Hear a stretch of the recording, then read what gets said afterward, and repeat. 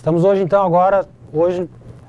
para a nossa teleaula de número 6, para revisarmos os conteúdos que vimos nos nossos 5 encontros da disciplina de Projeto de Sistemas Web. Tudo bem, professora? Olá, tudo bem, professor? Olá, alunos. Sejam bem-vindos à nossa 6ª aula e última aula da disciplina, né, onde vocês vão poder refrescar a memória, rever os conteúdos. E não tem como fazer uma boa prova, né? Com toda a revisão que vocês vão ter agora, provavelmente vão fazer uma boa prova. E sejam bem-vindos a essa aula. Muito bem. Então vamos começar com o nosso conteúdo de revisão de hoje. Os objetivos da nossa teleaula: identificar requisitos para elaboração de software, diferenciar as fases do processo de desenvolvimento, distinguir componentes dos diagramas e técnicas de desenvolvimento, conhecer as características e aplicações de métodos ágeis e entender o funcionamento do padrão MVC. Requisitos. A principal tarefa de um analista é descobrir o que o sistema deve fazer e como deve se comportar de acordo, segundo as expectativas de seus usuários e outros interessados. O objetivo da análise é capturar todos os requisitos para o software que está sendo desenvolvido e apenas aqueles requisitos verdadeiros. Usualmente chamamos isso de requisitos do sistema. Um requisito do sistema é algum comportamento ou característica exigido do sistema como um todo, incluindo hardware e software. O comportamento desejado do sistema, o analista refina os requisitos dos usuários e os transforma em termos de engenharia. Um requisito de software é algum comportamento ou característica que é exigido do software. São normalmente levantados por analistas de sistemas. Muito bem. Então, conforme tínhamos visto já na nossa primeira aula, os requisitos do sistema são levantados por analistas, por técnicos que, adotando as técnicas apropriadas, conseguem, usando uma terminologia apropriada, descrever as funcionalidades, os requisitos que deverão ser implementados para que o sistema funcione de acordo com a expectativa dos usuários e de seus stakeholders. E aí vamos para, então, stakeholders e usuários. Usuários são todos aqueles que usam o sistema com algum objetivo. Já o stakeholder é a parte interessada, é uma pessoa que possui algum interesse no sistema, em especial o interesse que envolve algum risco. Então, o usuário são aqueles que usam o sistema com algum objetivo. Já os stakeholders é a parte interessada, é uma pessoa que possui algum interesse no uso do sistema, no sistema, mas ele, propriamente dito, não necessariamente terá que acessar, utilizar o sistema. Esse é um papel que é feito, que é um papel do usuário, né, e não do stakeholder. Tipos de entrevistado em relação ao sistema. Então nós temos 3 tipos. O entrevistado parte do sistema, que é, digamos que seria a parte mais baixa do usuário, de usuário, né? É o que opera, faz algumas operações que existe uma grande possibilidade de, no momento em que a aplicação for implementada, essa função aqui desse usuário ser absorvida pelo sistema. Aí temos o entrevistado usuário do sistema. Este aqui, por sua vez, muitas vezes, com um novo sistema, ele mudará a sua atividade, ou a sua atividade propriamente dita, da sua função dentro da empresa, e também a sua atividade com relação como usuário do sistema. E aí temos o entrevistado onisciente.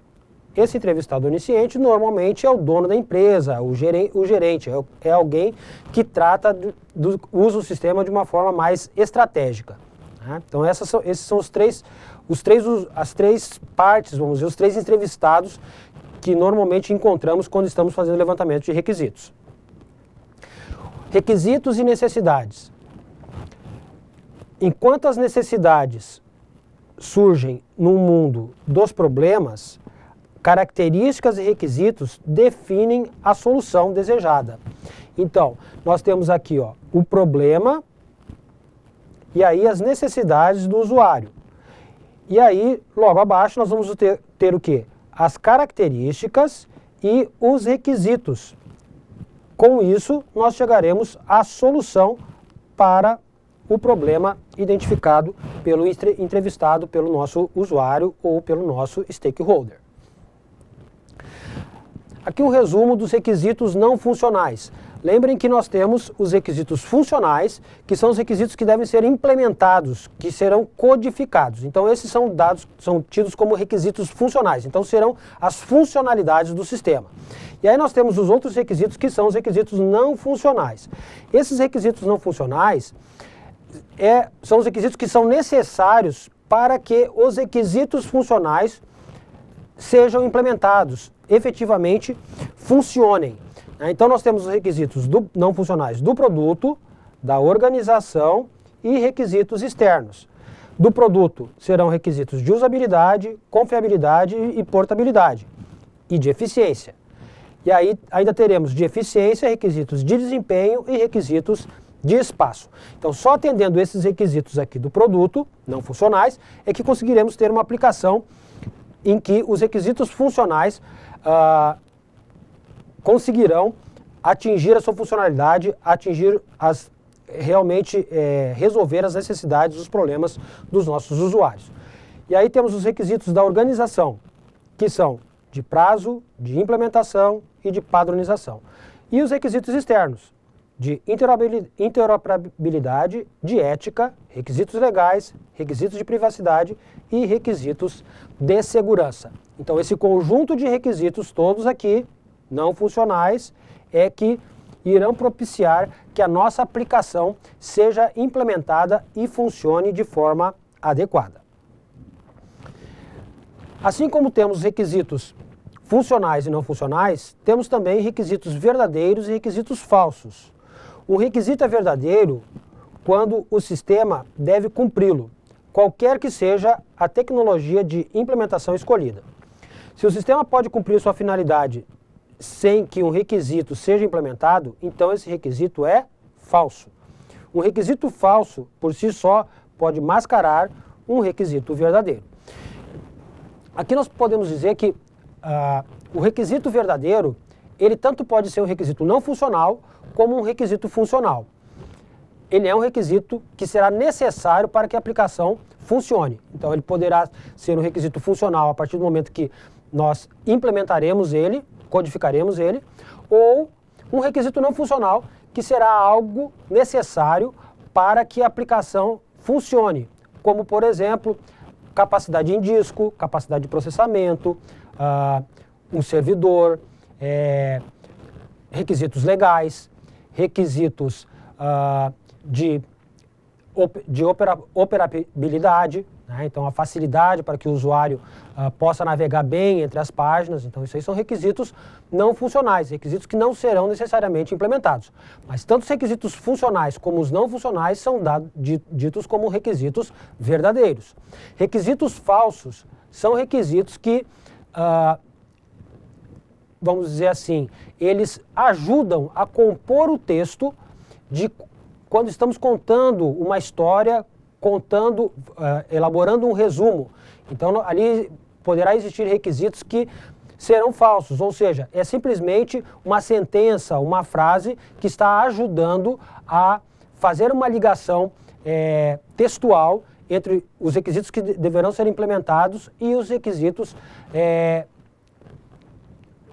basicamente nos ajudará a compor o texto para que o nosso usuário, o nosso entrevistado, ele tenha a condição de interagir conosco nesse texto e dizer se aquela descrição está a contento para que nós possamos partir para uma implementação efetiva da nossa aplicação, do nosso sistema. Descrevendo requisitos. São descritos em linguagem comum. O problema é que a forma como falamos e normalmente escrevemos é bastante ambígua. Isso exige que adotemos algumas técnicas básicas, principalmente um formato padronizado, um estilo de linguagem e uma organização que facilite a manipulação do conjunto de requisitos. Devemos, para todos os requisitos funcionais que nós iremos implementar, nós devemos fazer sempre estas 7 perguntas. Então, que, quem, qual, quando, quanto, onde e como.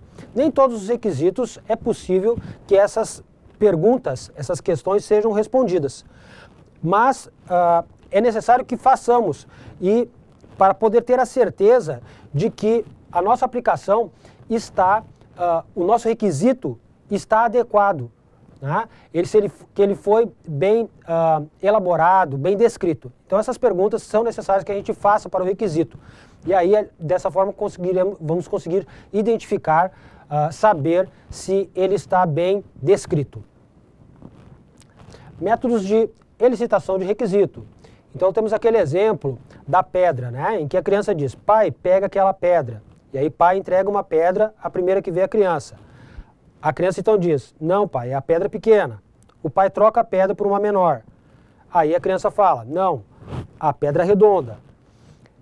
E aí o pai troca novamente. E aí ele diz que a pedra é a pedra azul.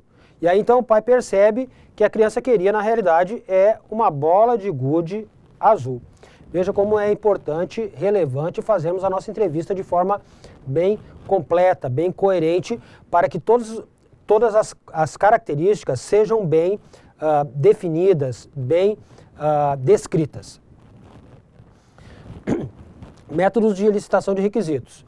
Então temos aqui uma sequência: buscar os fatos, coletar e classificar os requisitos, racionalizar e avaliar, priorizar, integrar e validar. Então, este aqui é o processo de elicitação dos requisitos adaptado de Crystal, certo? Então, é necessário seguirmos essas fases, ou seja, a busca dos fatos, coletar e classificar os requisitos, racionalizar e avaliar, priorizar qual é o requisito que deverá ser implementado primeiro, e aí, então, fazer a integração com o resto da aplicação ou com o restante dos requisitos e, por fim, fazer a validação desses requisitos.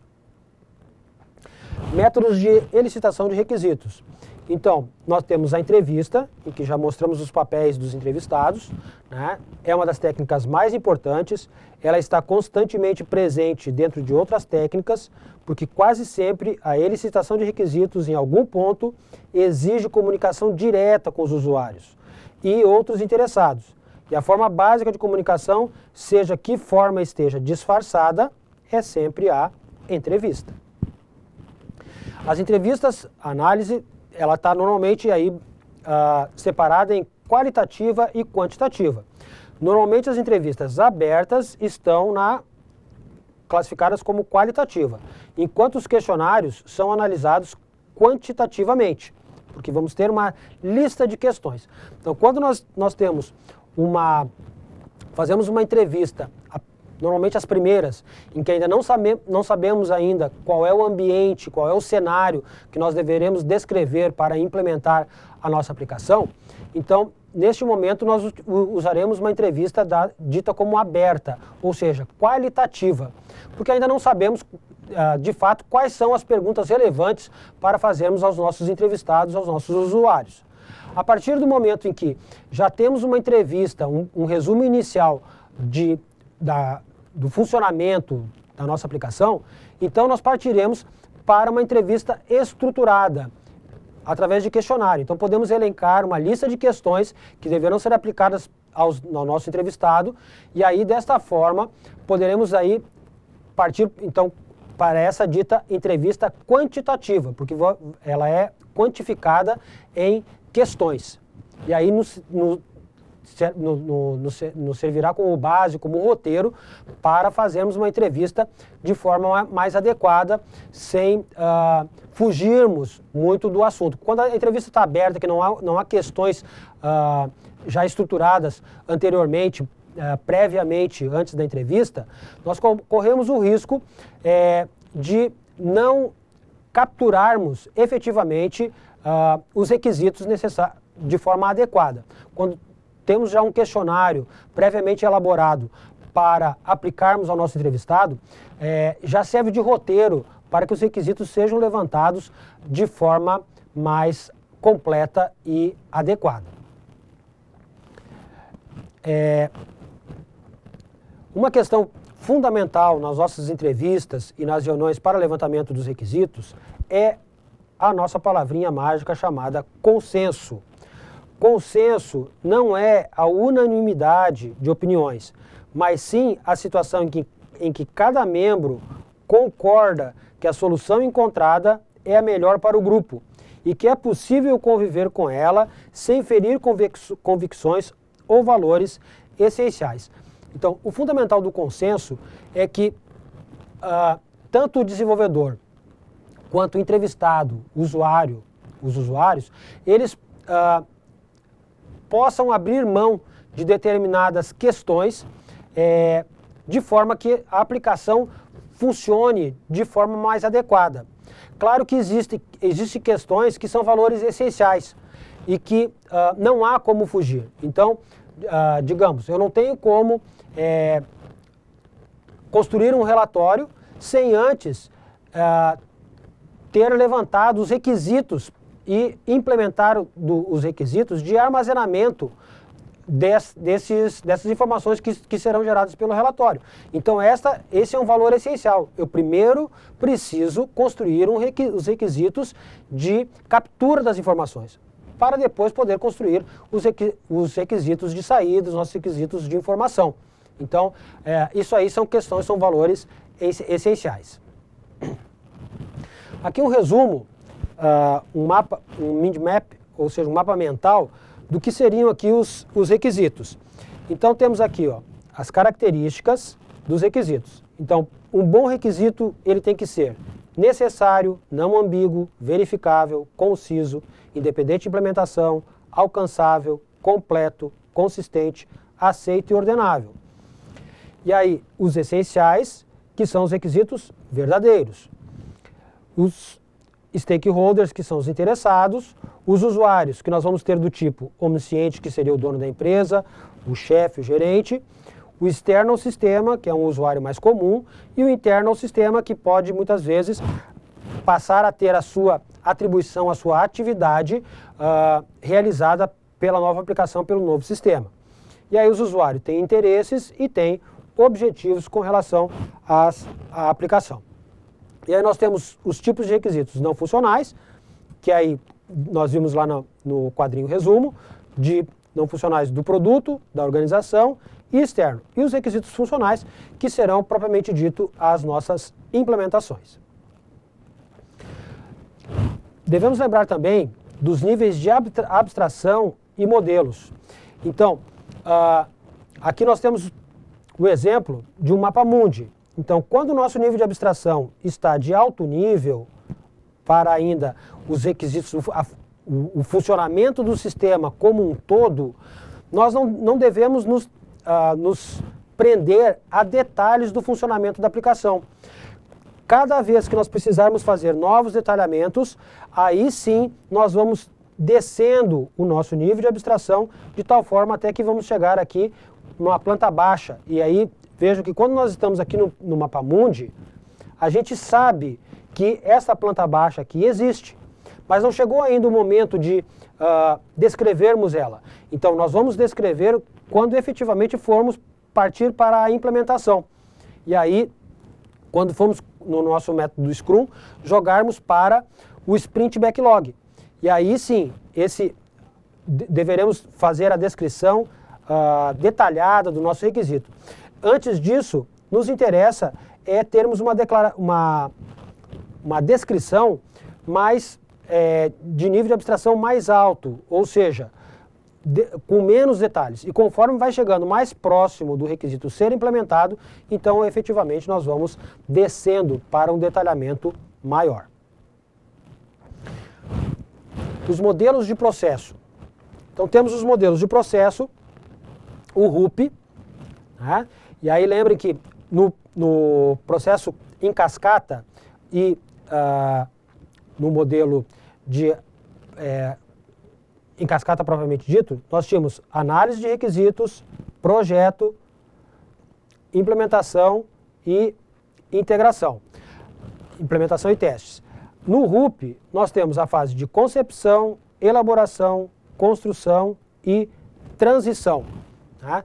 Então, no ambiente de desenvolvimento, isso roda, ou seja, não só roda fazendo todo o ciclo, mas também quando nós estamos aqui na fase de análise de projeto e construção, esse fluxo também tem que ter sentido duplo. Então, uma dúvida que o codificador, que a pessoa que está trabalhando, o analista que está trabalhando, o técnico, na implementação da aplicação, quando ele tem alguma dúvida, ele deve recorrer aqui a voltar de novo à análise, ao projeto, para ver se é necessário fazer um detalhamento melhor, tirar alguma dúvida, para então continuar com a implementação. Então esse fluxo ele não é em cascata, ou seja, ele pode ter um fluxo de volta, de retorno, né, que a gente viu nas nossas aulas falando de processo, que em cascata era de análise, projeto, codificação e teste, e aí ele não tinha esse fluxo de volta, né, e não há como conceber uma boa aplicação sem ter esse fluxo realmente rodando, ou seja, indo da análise, projeto, codificação, implementação e testes, e depois, novamente, dependendo aí do que nós vamos estar implementando, aí uma nova funcionalidade, então, novamente, nós partiremos para um detalhamento melhor do requisito, e aí para a construção do projeto, e aí a implementação e o teste. Aí temos a metodologia ágil, em que uma das metodologias ágeis é o XP, Extreme Program, que temos algumas práticas, né? A equipe inteira, testes de usuário, entregas curtas, jogos de planejamento, padronização no código, propriedade coletiva, programação em par, integração contínua, metáfora e ritmo sustentável. E na parte mais interna, o desenvolvimento orientado a teste, a refatoração e um design simples. Então, isso aí são as características, as boas práticas do uso da metodologia XP. Então, aqui uma imagem que reflete o desenvolvimento em pares.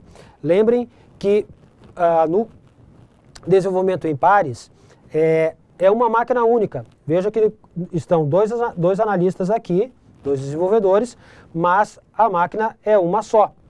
Então, tudo que está sendo codificado está sendo comentado por este analista aqui, por este técnico, né? Então, os dois estão resolvendo os problemas de forma conjunta. Então, este aí é que é o desenvolvimento aos pares, característica da metodologia ágil XP. E aí, atualmente, o framework ágil mais utilizado, que é o Scrum, né? Em que temos os desenvolvedores como um time, né? E aí eles tomando efetivamente as decisões de qual o rumo em que a implementação deve ser tomada a partir do momento que os requisitos já foram levantados e apurados pelo dono do produto. Características do Scrum: equipes que se auto-organizam, o produto evolui em uma série de sprints que podem ser quinzenais ou mensais, os requisitos são listados em um Product Backlog, não há prática de engenharia prescrita, o Scrum adequa-se a todas, usa regras generativas na criação de um ambiente ágil para a entrega de projetos, e é uma das metodologias ágeis. E aí aqui o manifesto ágil e seus valores. Então nós temos indivíduo e interações ao invés de processos e ferramentas, software que funciona ao invés de documentação abrangente, colaboração do cliente ao invés de negociação de contrato e resposta às mudanças ao invés de seguir um plano. Então veja que essas características, esses valores do manifesto ágil, eles não são, não estamos aqui querendo dizer que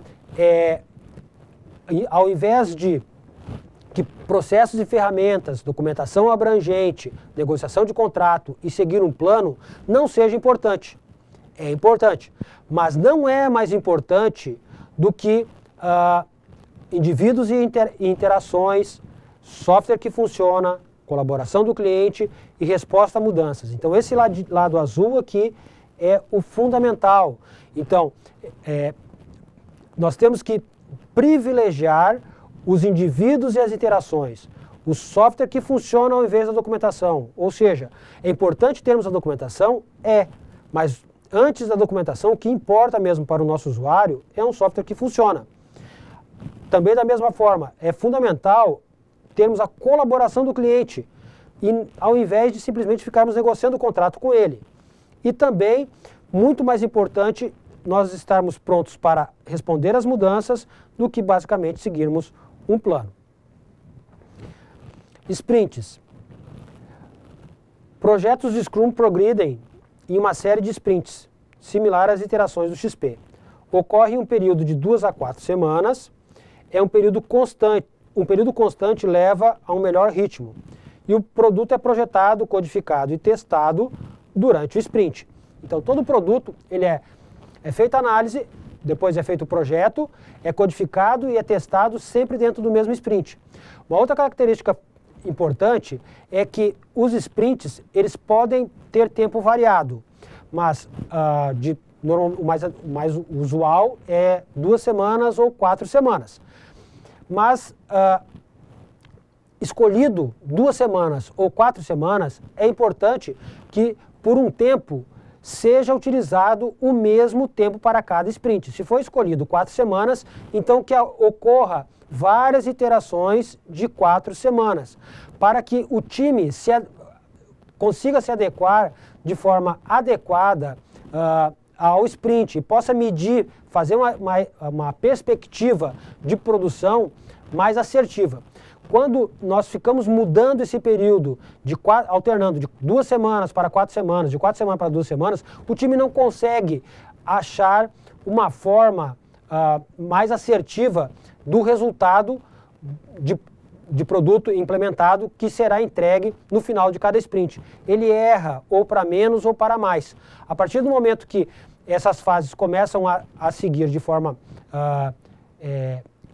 com tempo igualitário, é muito mais fácil o time se acertar. Então, no primeiro sprint de 2 semanas, ele pode não ser tão assertivo na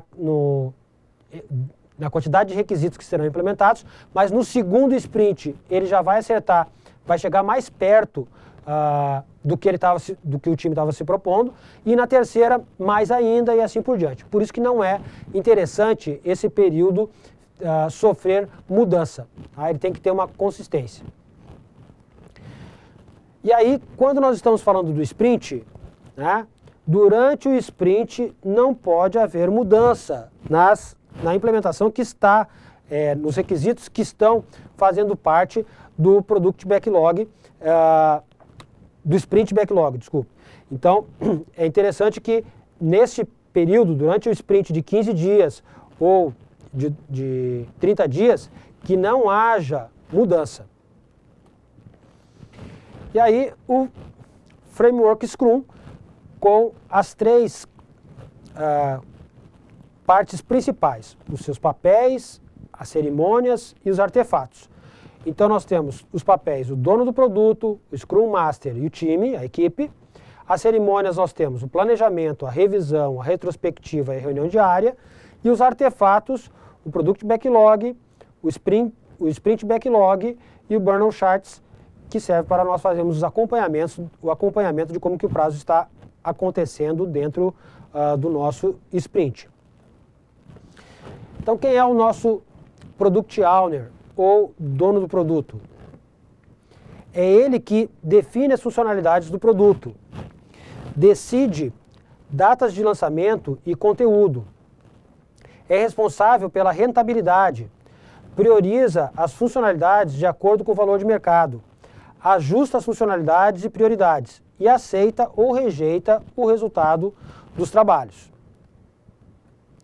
E já o Scrum Master é quem vai representar a gerência do projeto, é responsável pela aplicação dos valores das práticas do Scrum, remove os obstáculos para o time, garante a plena funcionalidade e produtividade da equipe, garante a colaboração entre os diversos papéis e funções. E é um escudo para interferências externas. E aí o time, a equipe, que pode ser entre 5 e 9 pessoas, ela é multifuncional, então tem programadores, testadores, desenvolvedores de interface, etc. Estão com tempo integral para o desenvolvimento da aplicação, com raras exceções, como administrador de base de dados, né? Os DBAs, eles normalmente têm a responsabilidade de administrar muito mais do que simplesmente um único banco de dados, e é auto-organizável, né? Então, o próprio time busca se adequar de forma a que todas as funcionalidades sejam implementadas. E trocas só na mudança de sprint. E aí o Scrum trabalhando. Então, temos aqui o Product Backlog, que é organizado pelo PO, o dono do produto, que é este aqui. Aí é definido pelo time, feito na reunião do planejamento do sprint, o que irá ser implementado no Sprint Backlog. E aí esta parte aqui, esses requisitos já foram devidamente detalhados pelo PO.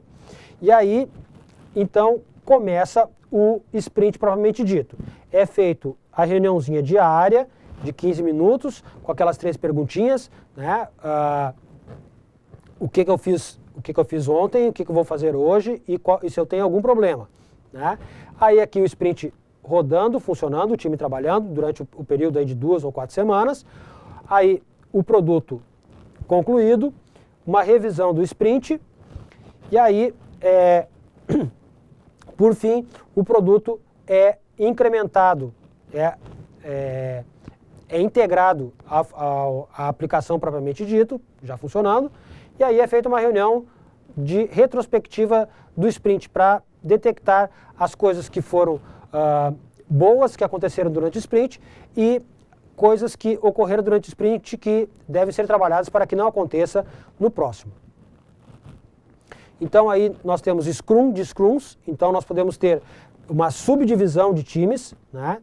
E aí, necessariamente para uma construção de uma aplicação, eu não preciso ter um único time, eu posso ter mais de um time trabalhando em projetos, desde que sejam módulos apartados, módulos um pouco diferentes, de forma que eles possam na frente serem integrados. Agora, revisando o paradigma orientado a objetos. Sugere a diminuição da distância entre o mundo computacional e o mundo real. Surgiu na tentativa de solucionar problemas complexos através do desenvolvimento de software menos complexos, confiáveis e com baixo custo de desenvolvimento e manutenção. Permite que objetos do mundo real sejam mapeados em objetos do computador, pressupondo que o mundo é composto por objetos. Os sistemas são modelados como um conjunto de objetos que interagem entre si. E aí aqui temos um exemplo. Então, temos aqui a classe carro com os seus atributos, aí de marca, modelo, ano, cor, chassi, e as operações, liga, desliga, anda, para. Quer dizer, aqui são atributos que todos os 3 carros aqui do objetos têm, mas mudam os valores. Então, as classes têm características, né? As classes têm características e os objetos têm valores. Ou seja, a cor do primeiro carro é prata, do segundo é vermelho e do terceiro é cinza. Então o valor muda, mas todos eles têm a mesma característica que é cor. E aí os objetos, nós temos métodos, que é o código propriamente dito, né, a implementação, a mensagem, que é uma chamada a um objeto para invocar um de seus métodos, ativando um comportamento descrito por sua classe, e a herança ou generalização. A herança. Temos aqui, então, tanto a classe pessoa física como pessoa jurídica herdam os atributos da classe pessoa. Veja que temos ali, ó, nome e idade da pessoa, mas quando ele herda para pessoa física, além dos atributos nome e idade, tem CPF. E a pessoa jurídica, nome e idade, que são características da pessoa, mas também tem CNPJ. Então, herda todas as características da classe pai e mais alguma, e aí então uma característica própria. No caso aqui, para pessoa física CPF, para pessoa jurídica CNPJ.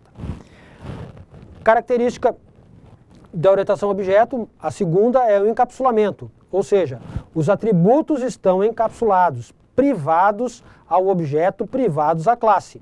E só são acessados através do código, ou seja, através dos métodos. Os métodos é que alteram os valores dos atributos, ou seja, a cor, o chassi, a placa. Então, esses valores desses atributos só são alterados através de métodos, porque os atributos estão encapsulados.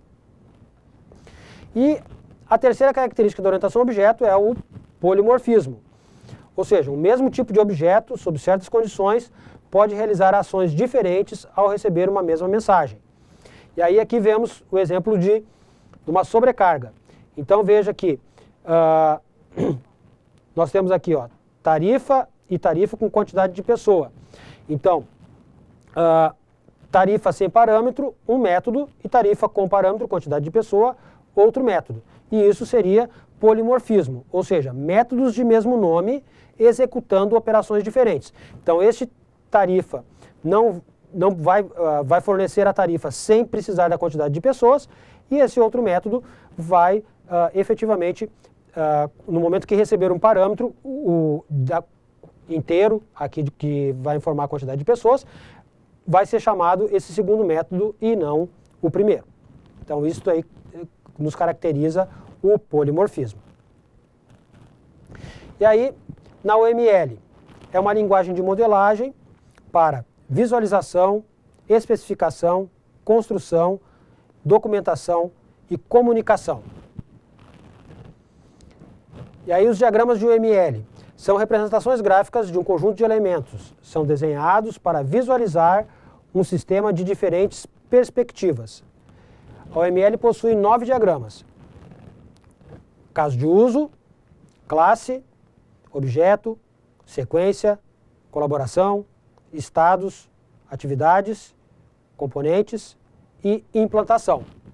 Destes, o que nós usamos mais aqui são 3, que é caso de uso, classe, objeto e sequência, né?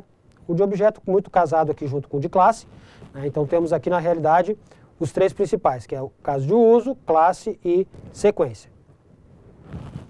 Caso de uso é um diagrama que representa de forma muito abstrata, ou seja, resumida, o fato de que um ator usa um caso de uso de um sistema. Seus principais componentes são ator e caso de uso. Ator representado por bonecos e caso de uso por elipses.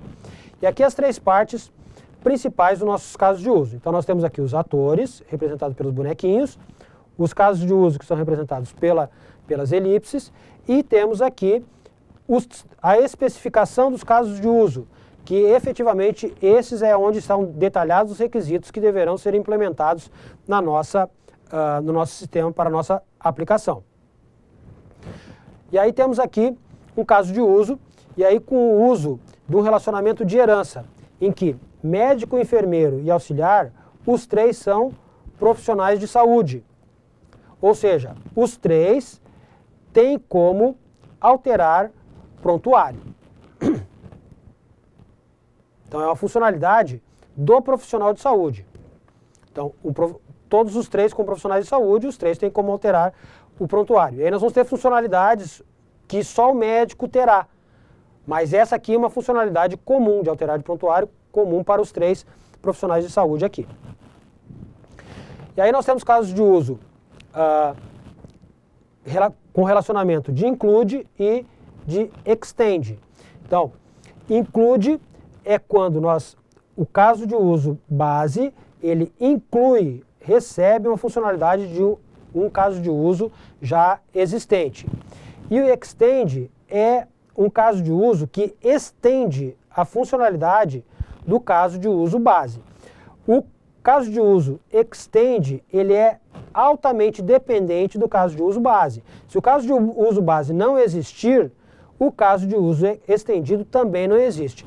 Diferente do include, que o include, sim, ele poderá ser utilizado por outros casos de uso base, independente, esse aqui podendo não existir, esse caso de uso incluído poderá ser utilizado por outro caso de uso base. Diagramas de classe. Os diagramas de classe são os principais diagramas estruturais do ML. Mostram classes, interfaces e seus relacionamentos. As classes especificam a estrutura e o comportamento dos objetos, que são instâncias de suas classes. Então, olha lá. Aqui nós temos o cliente que faz um pedido. O cliente pode ter 0 ou vários pedidos. E o pedido sempre vai ter só um cliente. E aí nós temos aqui a associação por agregação, que o pedido vai ter os seus itens. E cada item vai ter um produto. Aqui a agregação forte, porque os itens só existem se o pedido existir. E o pedido só está completo se tiver os seus itens. Já o produto, ele vai existir para o contexto do item, mas ele também pode existir para outros contextos. E por isso o diamante aberto. E aqui o relacionamento de herança, que nós já vimos nos slides anteriores, em que nós temos o cliente pessoa jurídica e o cliente pessoa física. E aí o cliente recebe, o filho, no caso aqui pessoa jurídica, todos os dados, todas as características do cliente e mais características específicas da pessoa jurídica e características específicas da pessoa física. E aí o diagrama de objetos, que mostram objetos e seus relacionamentos, representam instâncias estáticas de elementos dos diagramas de classe, são úteis para a modelagem de estrutura de dados complexas. E aí aqui nós temos um exemplo. Como nós já havíamos falado, quando estamos falando de classe, são características. Então aqui na parte de cima, nós temos aqui um conjuntinho de 3 classes, que nós temos aqui as características, matrícula, nome, no curso aqui código, disciplina, descrição e código de turma, e do aluno matrícula, nome e período. E aí, aqui nós conseguimos colocar então valores nas características da classe, e aí conseguir ter uma visão melhor de como a aplicação irá funcionar, de forma a ver se ela está bem chaveada entre as classes, se cada classe está efetivamente identificando de forma única cada objeto e se ela está integrada de forma consistente para funcionar a contento, atendendo às expectativas dos nossos usuários. Aí o diagrama de sequência de sistemas, que serve para sistematizar os fluxos dos casos de usos expandidos. Deve-se construir um para o fluxo principal de cada caso de uso. E os fluxos alternativos podem ter um diagrama de sequência próprio ou serem embutidos no diagrama do fluxo principal, se não forem complexos. O ideal é que o diagrama de sequência ele seja feito um para cada fluxo, mesmo o alternativo tenha o seu próprio diagrama. E aí, o diagrama de sequência será utilizado a mensagem entre os objetos, que é uma comunicação entre objetos, emissor e receptor, que veicula a informação na expectativa de provocar uma resposta. Uma ação de um objeto capaz de provocar uma resposta em outro objeto. Pode ser modelada como uma mensagem do primeiro para o segundo objeto. Uma mensagem representada por uma seta horizontal do emissor para o receptor com nome e possíveis argumentos ou parâmetros. Então aqui um exemplo, né? Aqui o cliente passa os parâmetros nome e filmes, o atendente chama o nome e aqui então já está a estrutura de método, a estrutura de mensagem da aplicação para a camada de controle.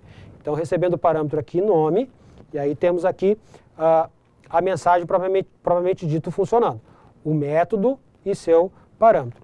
E aí depois é passado o filme para ser feito o empréstimo, fica em loop até que todos os filmes sejam emprestados, e aí por fim verifica-se o valor que o cliente terá que pagar e é finalizado o empréstimo e informado para o cliente o valor. Então aqui conseguimos ter um mapeamento das funcionalidades que deverão ser implementadas para que esse caso de uso de empréstimo de filme funcione. E aí, concluindo, temos o nosso padrão MVC, né? Que temos o modelo, a visão e o controle.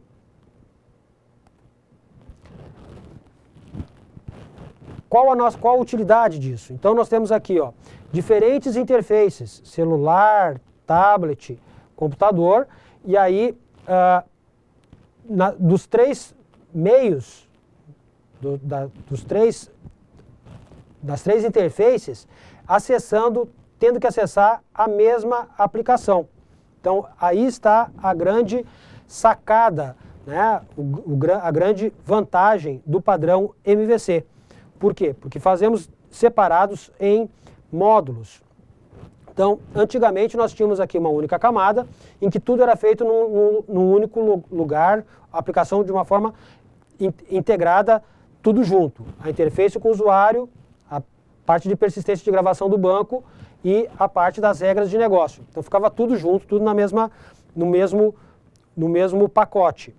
E agora nós temos o MVC na web. Então, através do navegador é feita uma requisição HTTP para o controlador lê a configuração, executa uma ação que acessa a lógica de negócio, e aí, de acordo com a ação aqui que foi acessada, ele então verifica qual é a página, o tipo de resposta que deverá ser dada para o usuário, e aí então ele envia a resposta. E aí, aqui nós temos tudo separado, ou seja, as páginas em um lugar, a ação em outro lugar e a lógica de negócio em outra.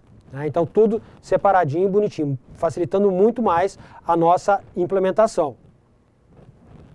E aí, nós temos as três partes. Então, a modelo, que é onde nós teremos as classes da lógica de negócio devidamente implementada. A view, que serão as páginas HTML, JSP, ASPX e similares, que serão a resposta, de acordo com a regra, que será retornado para o usuário. E o controller, que é o servlet que recebe as requisições HTTP, chama algum método de negócio e, dependendo do retorno, escolhe uma view e redireciona. Então essas aí são as três partes do MVC. Então quando nós temos que melhorar uma regra de negócio, nós vamos vamos ter que mexer aqui na nossa parte, na nossa camada modelo. Se queremos mudar alguma coisa na parte de apresentação de resposta para o usuário, nós vamos mexer na camada view. E se nós queremos mudar alguma parte do controle, aí nós vamos mexer na camada do controller. Então, dessa forma, terminamos aqui a nossa revisão do nosso conteúdo. Espero que é bastante coisa, né, que nós vimos nesses cinco encontros. Nós tentamos aqui abarcar as partes mais relevantes do conteúdo que a gente viu na nossa disciplina de projetos.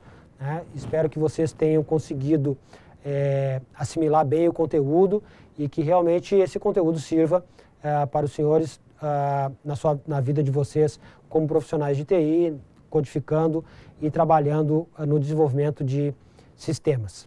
Né, professora? Exatamente. É uma disciplina que realmente é agradável para o curso, é uma disciplina que envolve, né, todo um contexto desse conteúdo de projetos. Eu espero que vocês tenham conseguido assimilar, né, bem esse conteúdo e que vocês possam fazer uma boa prova e que, se vocês ainda tiverem dúvidas, né, vocês têm os tutores, tem também, né, o e-mail dos professores, vocês podem estar buscando esse suporte. Desejo a todos sucesso e tenham uma boa prova. Muito bem, então também desejo a vocês sucesso, vocês tenham uma boa sorte durante a prova, que consigam fazê-la de forma bem consistente e que consigam as notas necessárias para aprovação na nossa disciplina. Tá? Muito obrigado.